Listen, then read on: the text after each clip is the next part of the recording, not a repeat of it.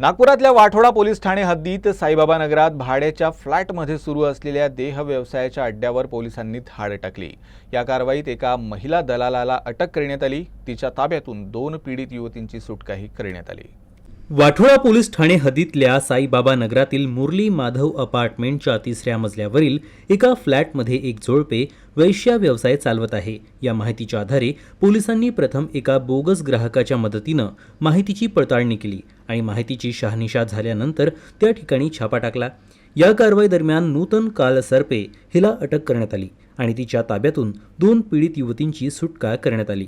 महिलेचा पती आरोपी सचिन कालसर्पे हा देखील या व्यवसायात सहभागी होता। त्याने ओरिसा आणि हरिद्वार येथील दोन्ही युवतींना नागपूरला बोलावलं होतं आणि आपल्या फ्लॅटमध्ये ठेवलं होतं। निवासी परिसरात बाहेरील लोकांच्या वाढत्या हालचालींमुळे परिसरातील रहिवाशांना संशय आल्यानं पोलिसांकडे तक्रार करण्यात आली।